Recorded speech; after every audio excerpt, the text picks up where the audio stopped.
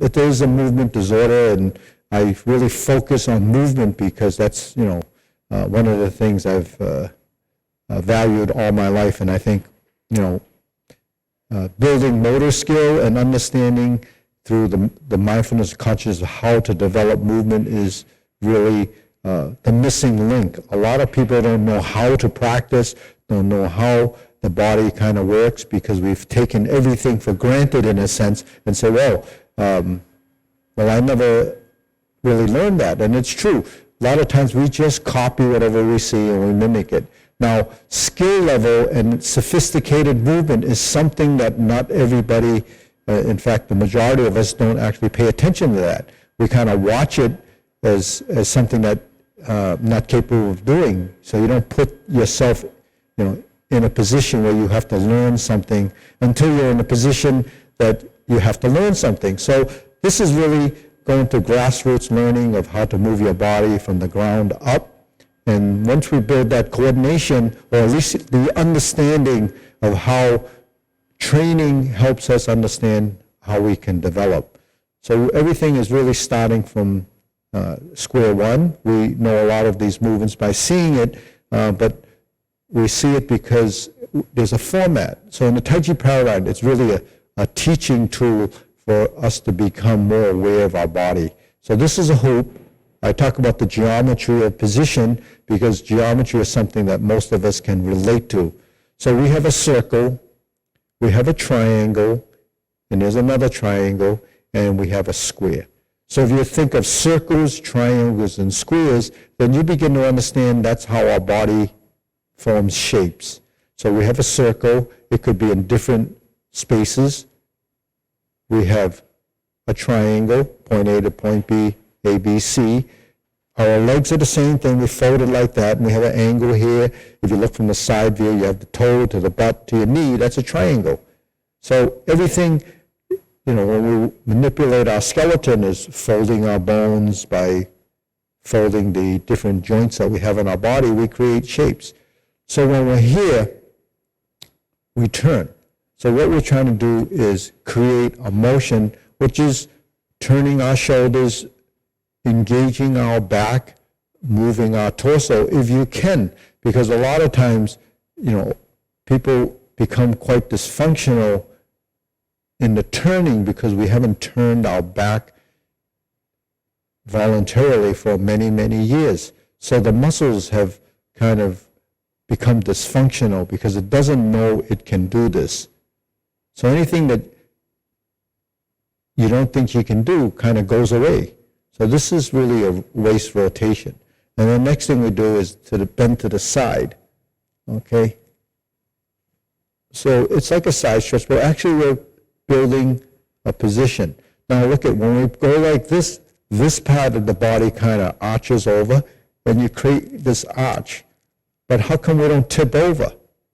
If I lean like this and I didn't compensate for that, I would fall over. So I go like this without tipping. Now, if you don't relax your body and you actually kind of round out on this side, then all you're doing is moving your arm. And if you move your arm, gets to here, if you don't bend at all, then you feel like there's very little action. So your goal is actually to let your body relax and let it arch out. And by doing so, your body becomes much more inclined to realize that it does move. I mean, all these joints, the ribs and your spine, it's made to be segmented to be able to go into different directions. And it bends and it rounds. So that's what we're doing. Okay, now the hands go up and we fold from the hip and we reach down. And what resists us is the tension in the muscle. Muscles don't like to be stretched because they're used to being in this contracted position. And muscles don't like to let go because it's afraid that you're going to hurt it. So we have to learn to release and relax the muscles, and that's what really a stretch is. When you stretch, you release the tension or the contraction in the muscle to allow less resistance. Okay, let's go up, go down, Okay, and then we go to this side, and we go to this side. And go to the center, and you lift up. Okay, so that's what we do. We lift up, relax, let go, let it go, let it go, all the way down. Exhale. Then we move to the right. Then we move to the left. Back to center. Inhale. Exhale. So if you just did those 3 exercises each and every day, maybe, after breakfast or sometime in the day, just do those 3 exercises. That alone is going to help you free up your body and kind of loosen up a bit. You think of a rubber band. You can stretch it. That's what like a muscle is. You can stretch it, and if you reach a certain point, the rubber band could break. So that's what the muscle does. If you overstretch it, it's going to break. But when does it break? When the muscle resists and you put too much force on it, and then it'll snap, right? So that's how your musculature is. But your musculature is a living thing. So what happens is you can mindfully tell that muscle to release, and eventually it lets you go a little further and a little further and a little further. So that's something that we have to understand, that stretching is controlling and inhibiting what I call the stretch reflex. The stretch reflex doesn't want you to do that because it's kind of a defensive mechanism. It kind of wants you to stay in this position so it doesn't move because it's not used to it. But if you work it every day and you start to go down and you turn to the right and you move to the left, then you come back to center and you inhale and exhale, you're going to work this. Then you're going to work your back and you're going to work your torso. So all of this is freeing up this area to avoid some of the rigidity. Some of the rigidity that you get in Parkinson's, you have to kind of work it so you don't have that rigidity by moving, because moving helps you alleviate that. And the biggest conflict to movement is either tension or resistance to that. So same with stretching, there's a resistance. Hands on your waist, and we're going to make a circle. Now, sometimes people have a little trouble making the circle because the muscles that are involved in creating the circle, which is really a pattern of movement that's programmed from here, has been pruned out. It doesn't know, so it ends up kind of choppy because you can only engage certain muscles. So what you have to do is pay attention and try to develop a feeling of creating this motion. Now, it's not as simple as it sounds or appears to be, because look at what has to happen. You have to relax your ankle, you have to relax the whole body, you have to let your body kind of adapt and assimilate the motion. You're using a certain amount of reflexes to let yourself know where your body is without tipping over and falling over. And the softer and more gentle you do the movement, the better it is, okay? So after several sessions or a bit of practice, you'll improve on this. But your hips actually need to sway around, not sway, but go through the range of motion so that your hip joint is actually letting go, okay? Your ankle has to let go. You have to release the neck so that your head stays still. So between the neck and your ankle, you have this sort of a gyration that makes you look like you're kind of moving in between. That's all,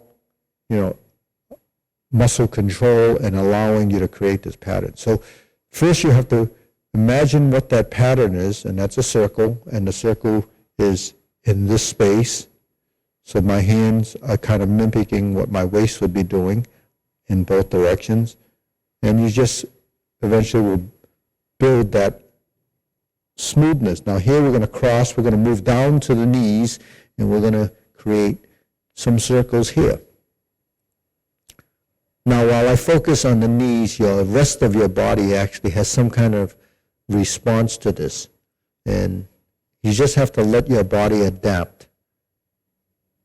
That adaptability becomes a feeling, and your feeling should feel like it's going through that circular motion, and you should feel like you're relaxing and avoiding any resistance to this action. Okay, then we're going to switch the other side, switch the hands. So this is mirror image, by the way. So I have my left hand, so your right hand should be over here, and we're going to go over like this, and we're going, if I'm looking down now, I could see I'm going clockwise. So imagine a clock on the floor, and it's clockwise rotation. Okay, center, hands back on your waist. And we do everything with the hands on the waist, mainly because we have a structure here. We're conscious of a position, and we just don't let our body disengage simply because we're going to do the neck. We want the arms to be engaged, so there's a position. And every time your body goes into a specific position, your brain kind of picks up on that, and eventually it knows that it's supposed to do that. Okay. And we're turning, and if you have a little trouble with that, it's because we're probably not turning the head enough. Now, if you have, a slip disc or something, you have trouble, just try the best you can. A lot of people are afraid to move their neck because of the tension, or maybe there's an injury. So just do the best you can now. Down and up, down and up, down and up, down and up. Okay, now center, tilt to the side. 1, 2, 3, 4, 5, 6, 7, 8, 9, 10, 1, 2. Center, down, rotating.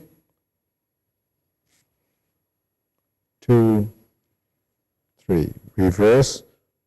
1, 2, 3. Okay, good. Hands up. Fold, elbows out, out to the side, and down. So this is deep breathing. Inhale, exhale. Inhale, exhale. Inhale, exhale. So up to this point, I mentioned doing the first 3 exercises, but even up to this point, if you could do these exercises, whether you're following the video, it's on YouTube, it's on our site, it's on the Parkinson. If you get to the link, you can actually just watch this area if that's easier for you. Some of the other stuff gets pretty complicated, so you'll need more time following the video. But just get these first 10 or 12 exercises in the beginning ingrained in you so that you can practice them more often than following the video if the video takes up too much time. Okay, now what we're going to do, go to the shoulder width stance from this 90-degree position. Hands here, we're going to open the stance a little bit, and we're going to turn the shoulders. 1, 2, 3. More twisting, more turning. 6, 7, 8, 9, 10. 1, 2, 3, 4, 5, 6, 7, 8, 9, 10, 1, and 2. So I do a lot of these twisting and turning just to kind of activate your torso so you learn to turn and move, and that'll free up this part of the body, which actually connects your arms and legs together, because walking requires some letting go in here. Moving in directions requires that. When we turn to a direction, or we just want to face a direction, we have to be able to physically turn. Now, if the body's rigid and you turn and the head only wants to move like that, it's because you're not engaged. To turn my head over there, just the neck, is going to be a lot harder than turning a bit of the body and turning a bit of the leg. Now, if I turn my foot and my body and my head, then I'm going to actually, I call it the summation of components. If this is one component, this is a component, this is a component, that's a component. We mix and combine all of those, it's going to be much more efficient to move in a direction. So learn how to move directionally over time. Okay, now we're here, hands on the waist again. This is measuring out our shoulder width stance. So remember we said, triangles, circles, and squares. Well, that happens in our legs too. There's a square, there's a triangle, there's a square, there's a triangle. Okay? Then when we turn like this and we pivot, these pivots create rounding in the legs. So there's the circles, and then the pivoting becomes creating a circle or an arc.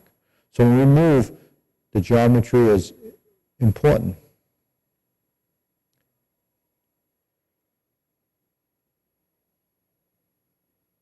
So we bend, and so that's creating that lower part like an arch.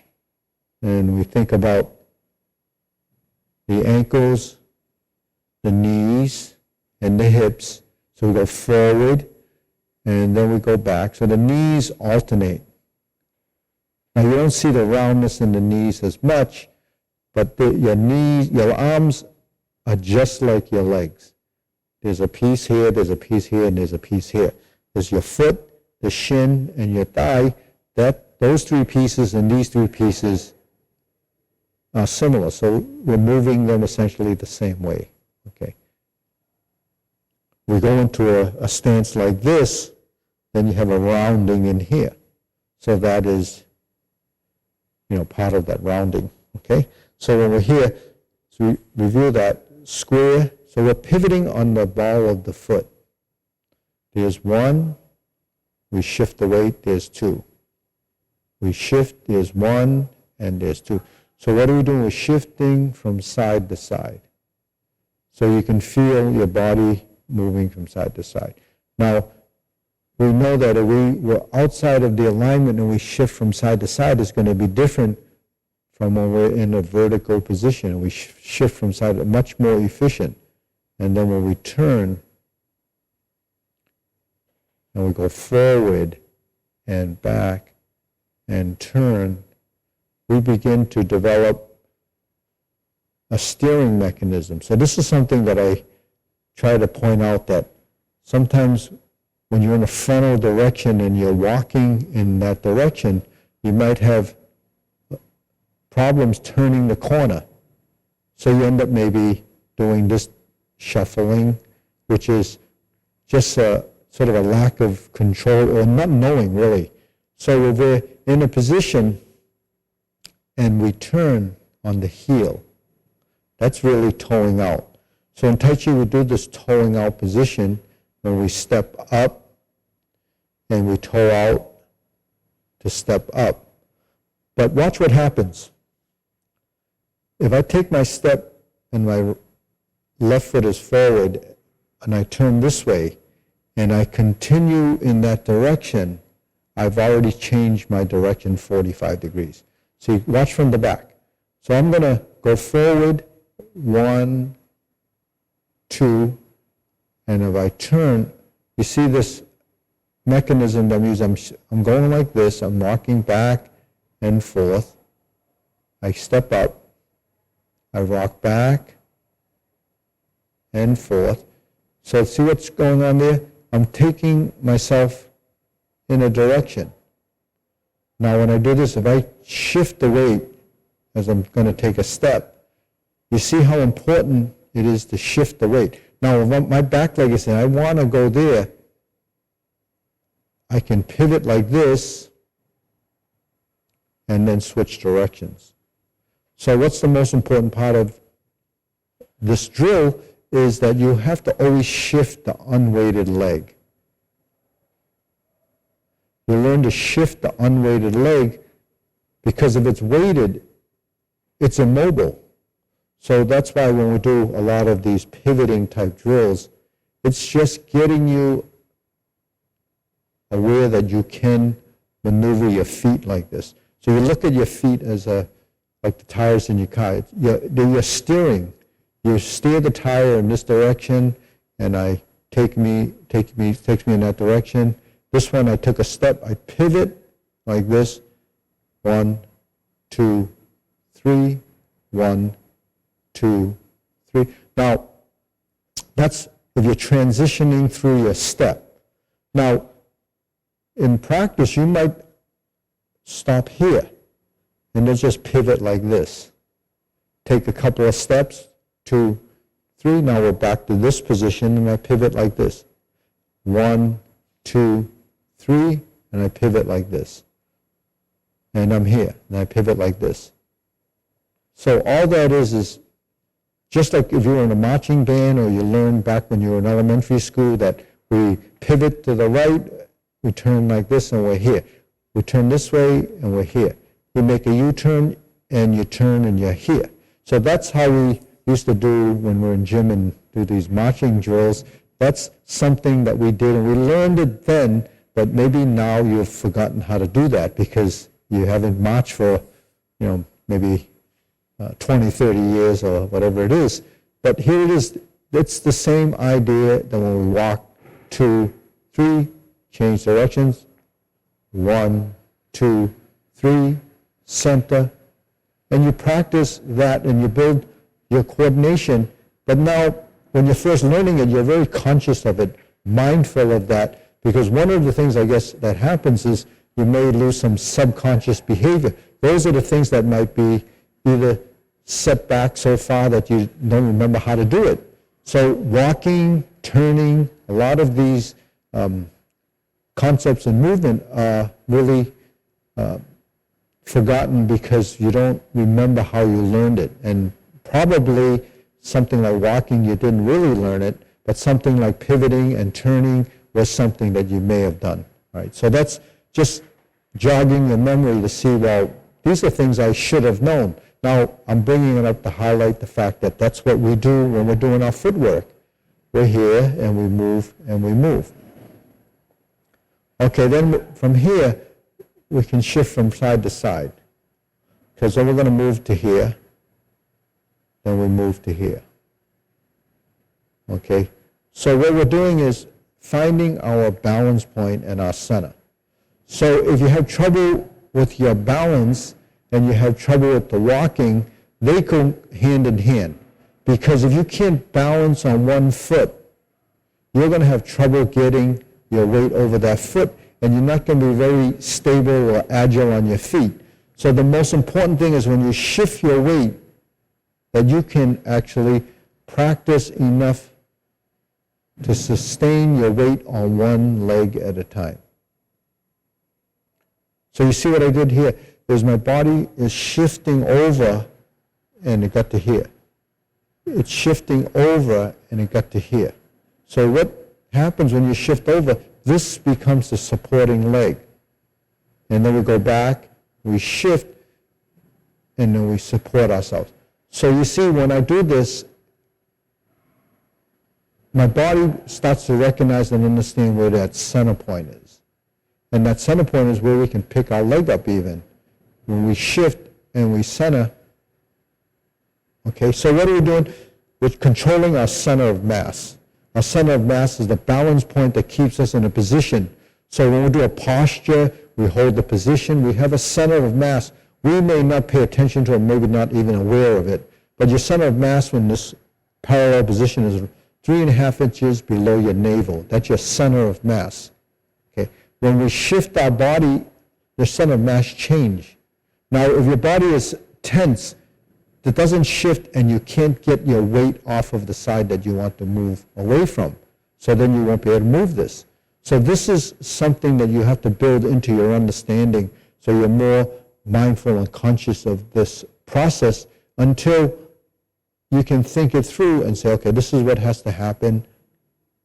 This is what has to happen. You do it slowly. You don't have to, we're not rushing through to create some kind of a quick action. What we're trying to do is develop a heightened sensitivity and awareness of where our body is relative to space, relative to where we are, relative to where the body is supported.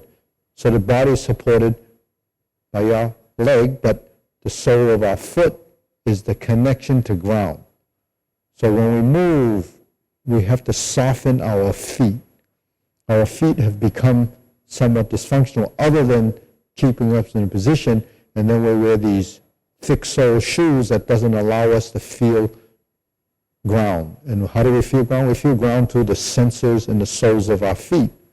So everything that we're doing is heightening sensitivity and awareness of our body. And then being aware and sensitive to our body, we start to become more aware of how we move. And how do we move? We manipulate our skeletal structure.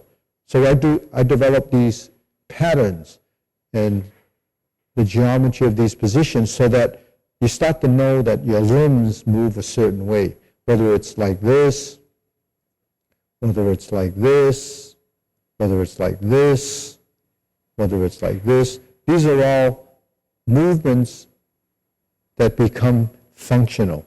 When we do deep breathing, these are the movements we're doing. But what do? We're pulling in like this. Do you ever move your hands like this? Do you never move it in? You know, if you were to bring water to your face, isn't that how you bring it? If you were to wash your face, isn't this how your hands would move? So, you know, these are positions. If you bring up a glass to your mouth, isn't this how you would do it? If you're holding something, isn't this how you do it? You bring your arm up and drape a cloth over your arm that's holding up. Sometimes the people in the restaurants would, you know, especially the nicer restaurants, they would drape something there, or even hang your coat and you hang it on your arm. So this is just functional training to develop body mechanics and positions so that you know. Now, if you picked up your arm like this and you put something really heavy on it, what's the first thing that happens? Either your arm collapses because it's too heavy, or you resist it. And when you resist it here, what do you think happens? You resist it here. You resist it here because if you didn't, you'd topple over. So you will respond to center of a mass. Now, if it's too heavy, or if it's, your body will hold it. Now, if you hold it for a long period of time, then this side of your body is going to work really hard to sustain that. So when the body fatigues, you'll end up, you know, feeling it even more. So that's why when we carry things and we move, we want things to be more along the side of our body or closer to the body, because you're not using the mechanical compensation by counterbalancing it. What you're using is stacking of your skeleton to support the weight without as much effort. So that becomes efficiency of movement. So we're depleting our energy by being so tense and so stiff throughout the day. By the time, you know, the day goes by a few hours, you feel kind of exhausted. So what we have to do is stimulate the energy in the body by learning to move, learning to be more efficient with these movements. Okay, so now we're going to do this exercise, okay? We're going to shift and lift the knee. 1, 2, 3, 4, 5. So we're just doing this so that we get used to moving our hands and legs. And we can't actually do this unless we build balance and coordination. So this is training.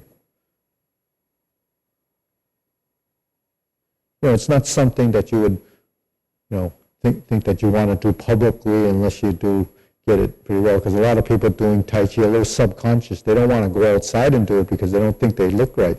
So, but this is, you're doing this at home.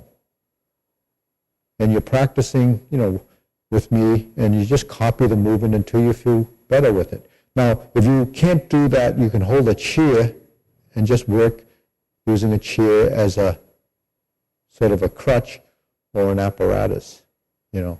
Even if you had a walker, if you needed to use a walker, a lot of these movements you can do. So the thing is, here we're stabilizing the upper body and we're just moving the lower body. It's better if you can activate both, because that relationship in the body is much more important, that you develop this relationship because of the synchronization of the body. Your hands and legs should really work together.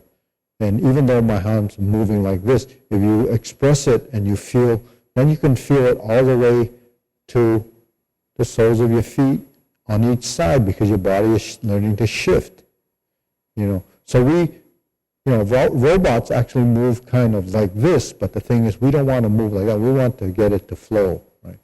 Okay, so that's that. Now we're going to take a step forward like this. So you're following me from behind, so you can see my left leg is in front of the right, and my hands are doing this.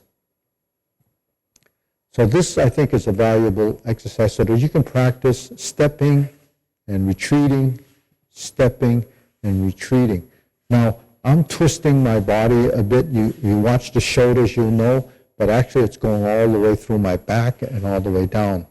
So you can see, so if your back is really kind of stiff from not using it in this way, then you just have to do this 10 or 15 times, at least 3, 4, 5 times a week, and it's not very physical, so what you want to do is build the coordination.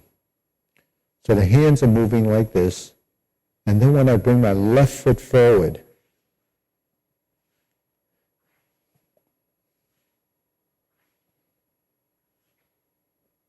so you're building a few things. We're building coordination, the hand and leg moving. We're building stability on the supporting leg. So this is one thing that you have to be, at least understand, that you're not doing this. You're not doing that. Where this leg is actually pretty weightless. And if you have trouble doing that, try your best to get that to happen. So I go forward, it's pretty close to the inline movement. When I go backwards, I don't go right behind you because then you're going to be somewhat unstable. So when you go backwards, let it spread a little bit.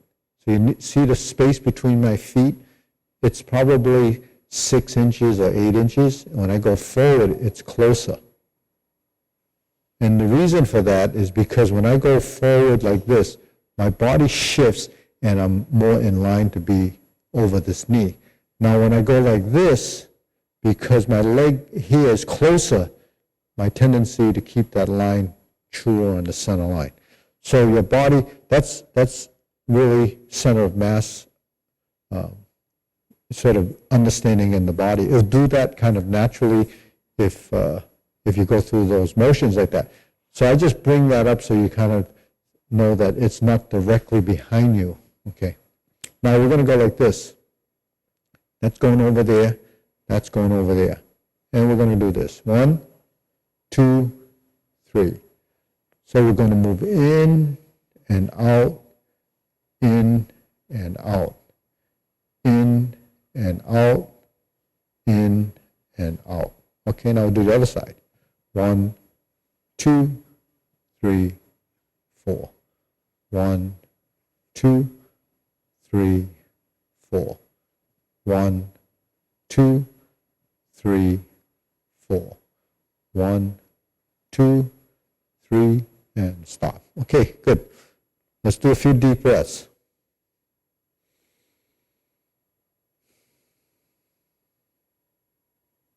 Inhale, exhale. Inhale, exhale.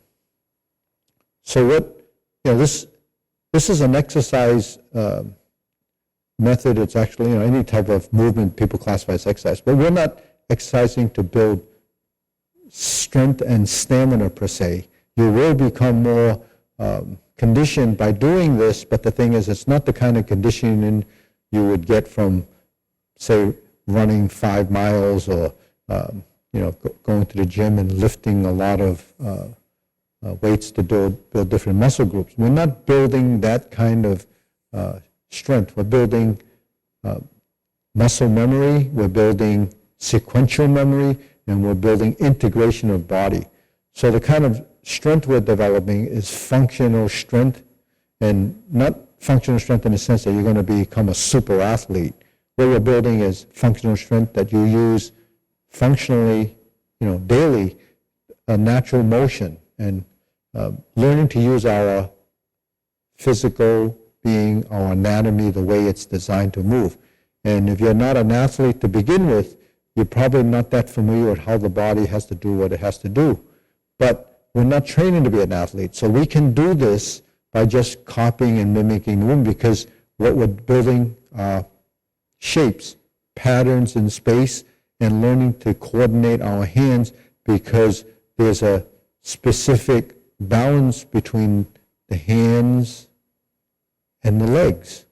So that relationship becomes heightening and bringing better control to our proprioceptive system, which involves your sensitivity, your spatial awareness, speed and muscle control, muscle memory, sequential memory, heightening your sensory system that gives you awareness of space and where you are within that space. So when we turn and we move, we know where our body is relative to this space around us. And then you use other spatial references. We reference our body, the forehead, the shoulders, the center line, and the corners. Then we reference the space directionally by forward direction, and then backwards. We can move backwards. We actually will step backwards at some point. But the thing is, you have this idea of knowing, which has become sort of that sixth sense that they say proprioception is. Then when we're moving in space, we develop movements, they're kinetic movements, kinesthesia. We want to move in space and integrate the body, know the balance between the two sides. So that's what we're doing with silk reeling. When we go forward and back, that's how our legs move. This is the flexing and flexing of the two lower appendages. We're going to go forward and back, but then we have this position. That's called hold the ball. We go forward and back. 1, 2, 3, and 4. Okay, there's 4 movements till we reset to 5. 1, 2, 3, 4, 5. Okay, so that's the order of movement. Although when we do this, it just looks like it's all happening at once, but actually it's happening because we're going like this: 1 with this hand, 2 with this hand, 3 with this hand, 4 with this hand, and 5. So it's 5 different sort of points that we target. So the first one is across your chest to the opposite shoulder. So there's one on this side too, but we're working with this one because of the front leg. So if I can do it on this side, it might be easier, because when you follow, I'm going like this: 1, 2, 3, 4. And then it comes down, and I look to the side wall. So I'm looking over there, and then I bring this hand to here.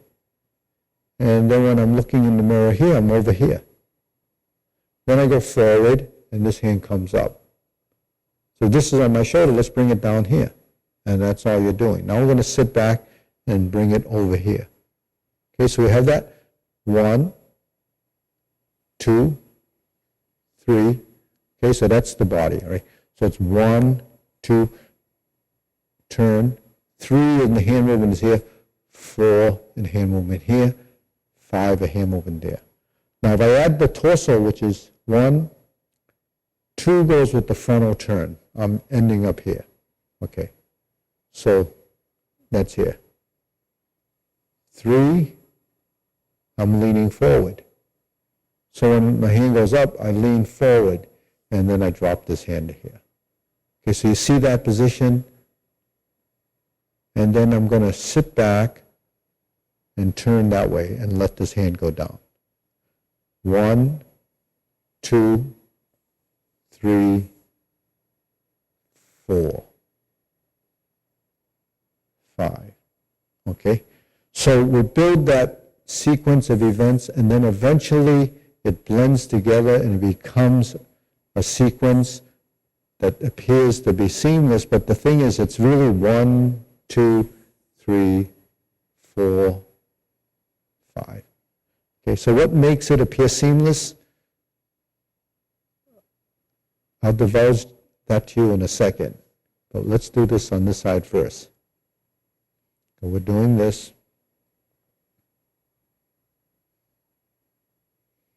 Okay, next we're going to go 1, 2, right? 1, 2. 1, 2. 1, 2, 3, and 4. 5. 1, 2. I turn toward the mirror. 3, 3, 4. 5. Just let it go. 1, 2, 3, 4, and 5. So I think this is a good exercise for you to build sequential movement and start to build this sequence.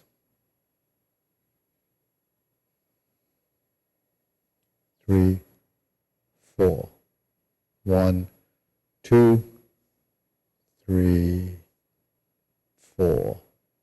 1, 2, 3, 4. 1, 2, 3, and 4. And we blend it together, it appears like it's seamless.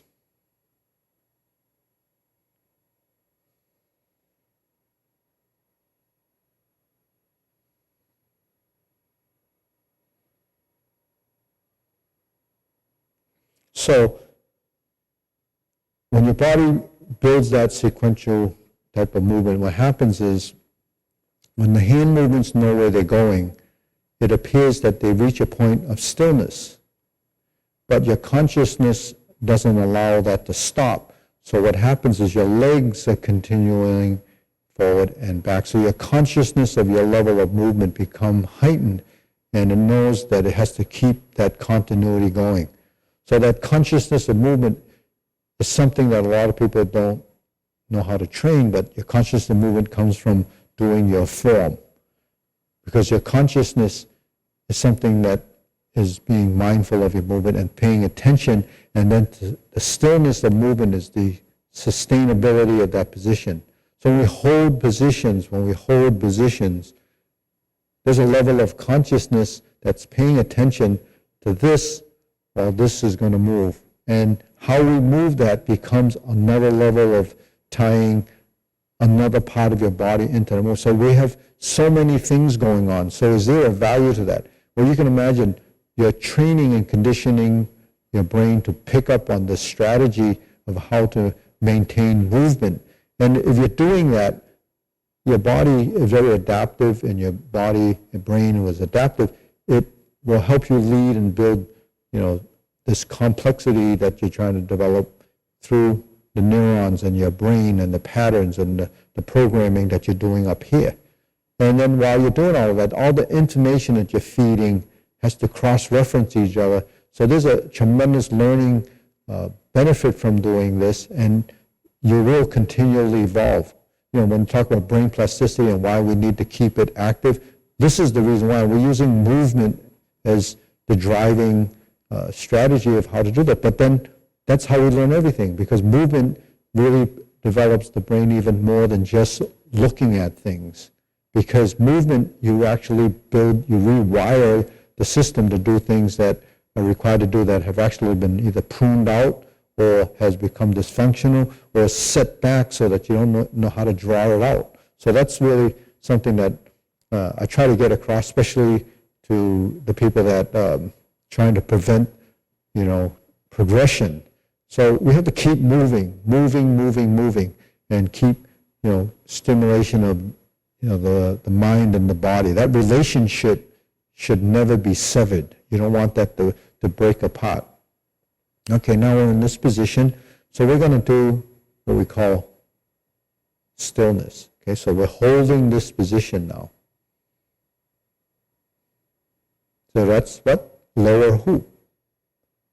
That's a circle.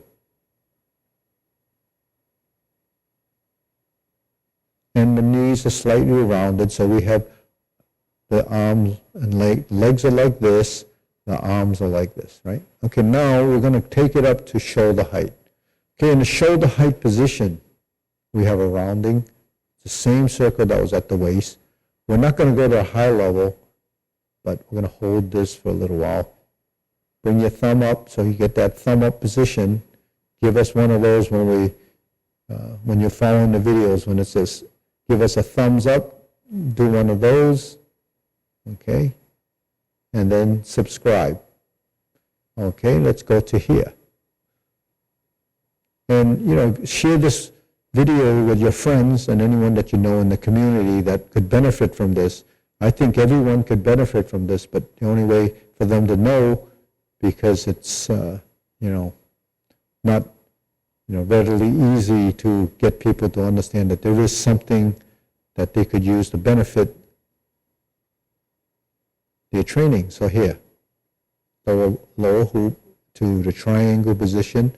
So angle, elbow down, palms together as a triangle. This is still circles, triangles, and squares.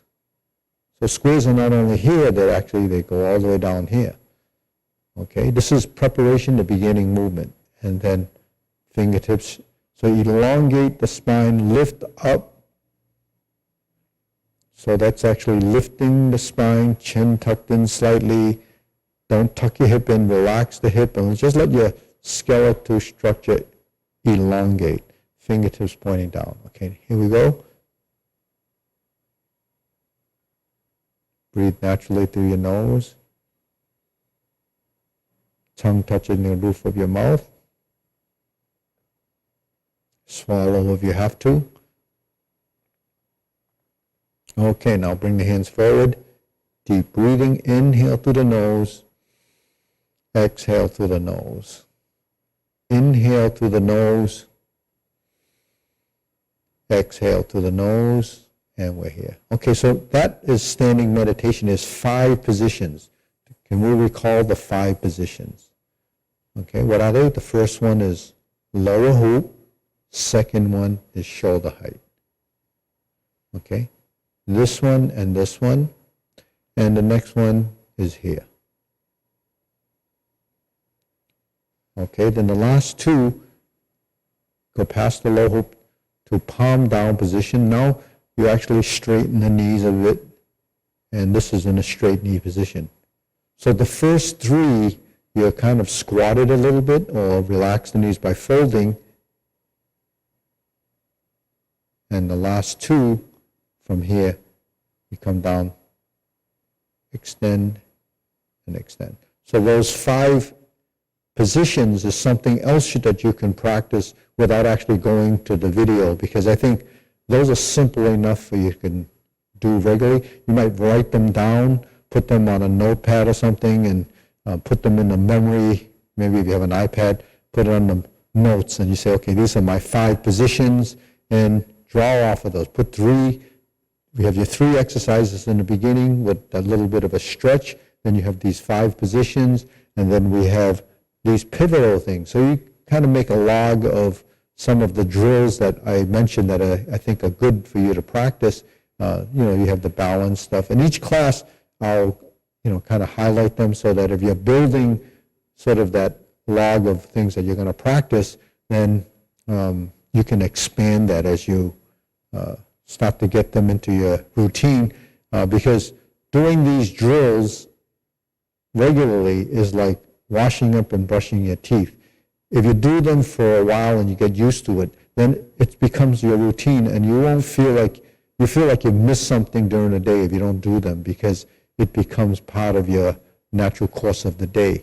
So that, I think, will be a good thing to discipline you, and also to build a strategy in how you can learn more of these exercises. Because ultimately you want to do all these exercises and ultimately learn the postures and then the form.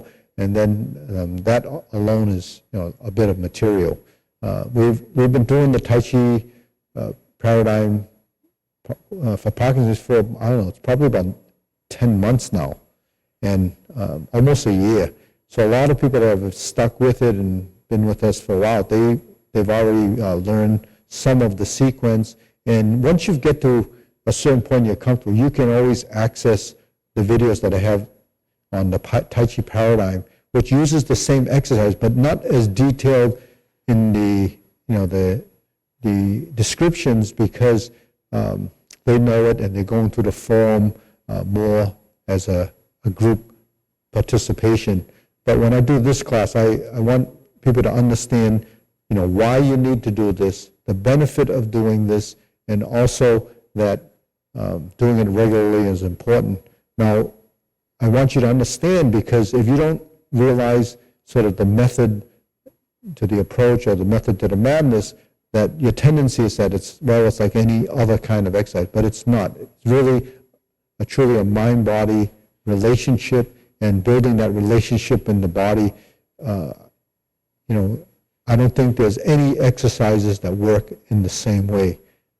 Many things are very isolated. But when we talk about motor skill, mobility, balance, and integration, there's nothing like this. I've been doing this for a long time, and I've played a lot of other sports, and there's nothing like this. And I tell you truly from my own experience that you'll gain a tremendous benefit by learning these simple exercises. Okay, next. Okay, we're going to be in this position. Okay, now we're going to do some of the other postures. We're going to start with cloud hands. Okay, so this is a circular movement, and this is a pretty standard action in most of the Tai Chi. Okay, so Tai Chi really, encompasses the form and postures and so forth that in the beginning is kind of daunting to try to identify everything because you're not familiar with it. So this is really, like we did earlier, this. So all that is being changed to this.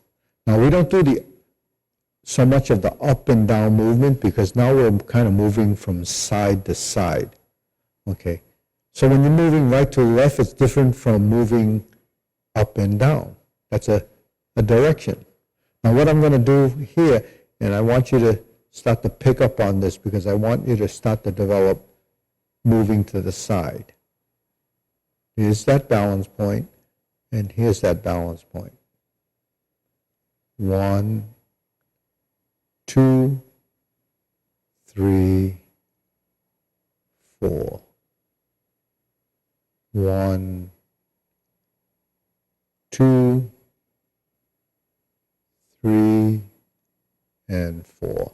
Okay, so you can see that there's a relationship to the hands and legs. Okay, now when we move our body, there's an upper coordination and there's a lower coordination. Upper coordination is how the hands move in relation to each other, and how the legs move in relation to each other.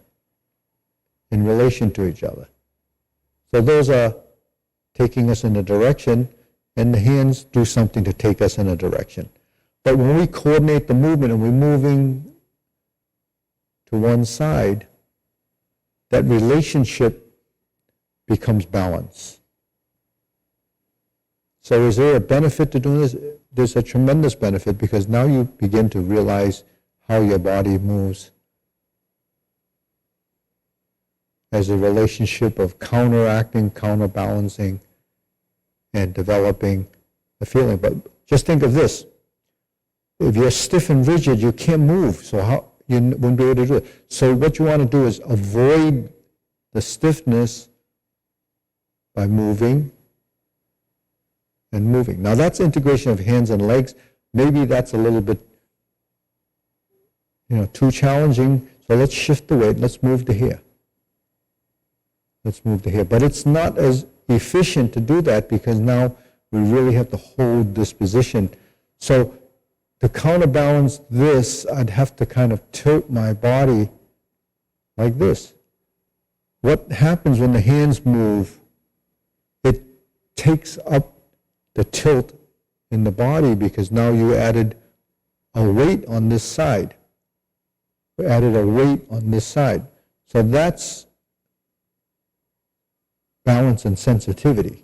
So when we move our body, we become very aware of how the body will feel over time.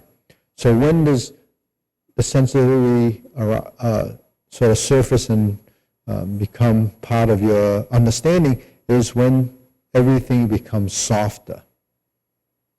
So an example is if your hand's very stiff and you put it on a table, you really can't feel anything. When you kind of relax and you plant your hand, then you can start to feel texture. You can feel, the surface, whether it's smooth, it's hard, it's soft. You can feel it, and you release the tension, because now the response and the feeling starts to become important, and you can detect it. So that's the tactile side of learning. We know when we touch something, whether it's rough, it's sharp, it's cold, it's warm. We know this through experience and understanding. So when we move, we start to develop an understanding of what our body or position our body should be in to compensate for the next thing. Now, this is important to the Tai Chi practitioner, but on a level of functionality of people that want to prevent certain disorders, you would actually focus on that to develop it. I mean, a lot of times when we think of motor skill, motor skill is something that's learned. So if you had a stroke, if you had an injury, when you have to relearn something, you have to actually focus on that and use what we call the mind over matter idea, that you use your mind to drive the movement. And that's what we do in Tai Chi. We use the mind as the director, it drives the movement, and what we're driving is what we've perceived and what we've seen, whether it's body form or body movement or these exercises. You watch it, you mimic it, and then you, through recognition, then you assimilate those movements, and then you do it over and over. All of these things is part of the strategy. So the Tai Chi Paradigm, that the acronym for the paradigm, if you look on the website, you would see that the paradigm has an acronym, and each one of those letters represents some idea of what we do in these exercises. So it could be gravity, it could be proprioception, repetition. These are ideas inside the form. So all of these ideas have to become embodied, and then you'll see some progression, and stay with it, and you'll start to develop more of the ideas. So that was cloud hands. Okay, now we're going to go into a position, a stance. So we're here, we bend our knees, and this is the empty stance. We did that when we did the leg work. We have a vertical hand. Okay, this is vertical left and vertical right. In the leaning position, we have this horizontal elbow, and we have this press, and then we go back, and then we go forward, and then we go back. So those are two positions. You manipulate your limbs to create the vertical, which means elbow down, and the horizontal, which means elbow out. So vertical, and it's not pure vertical. What it is just elbow down. Horizontal, elbow out. So that gives you an idea and a reference in what happens when you go forward and back. Now, the inside hand connects with the front hand. That's pressing. If we toe out and step up, and we drop our elbows, and we move up to here, we have the other side. Okay, so that's what we do when we step. We build these two movements, what is actually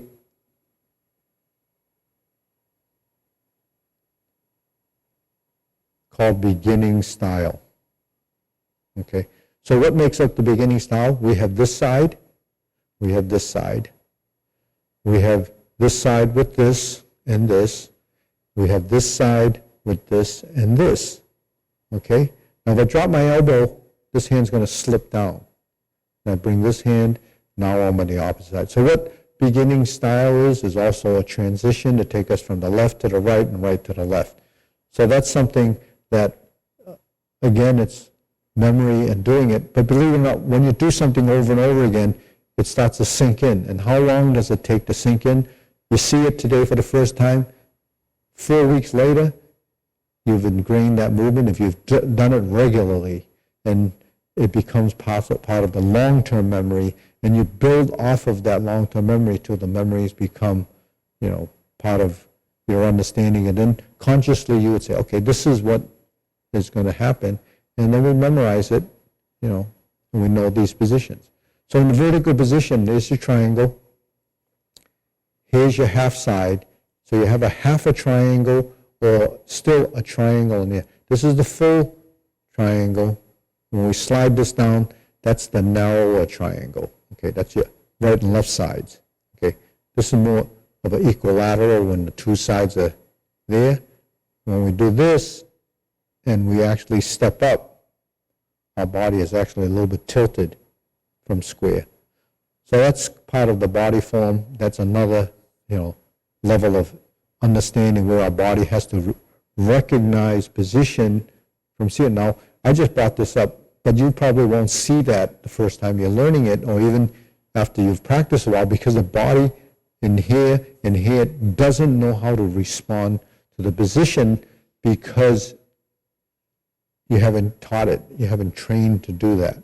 So training is very specific, and understanding becomes part of that training. And as your body becomes more nimble and more relaxed, it allows your body to adapt.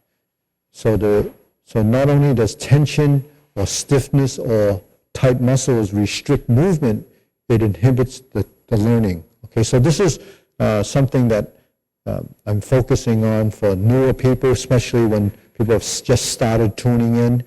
I go through this explanation so that each class it's a little bit different because none of this is actually written out as a speech. So I go through this, and what comes through my mind is something that I think something might be happening out there, because I don't see you.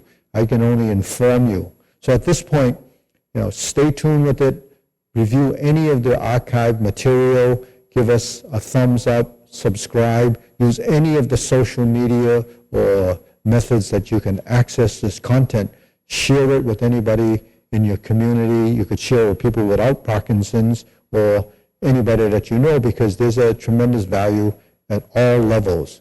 A lot of this content is online. This is not just Tai Chi, it's also Kung Fu. It's not just for people with Parkinson's, it's for anybody and everybody that's interested. And if it's Kung Fu, we actually teach children. And I think children, if they start to learn how to coordinate their body, there's a tremendous benefit to that too. And everybody's at home, we're all locked out, so let's practice together. All right, I'll see you next time.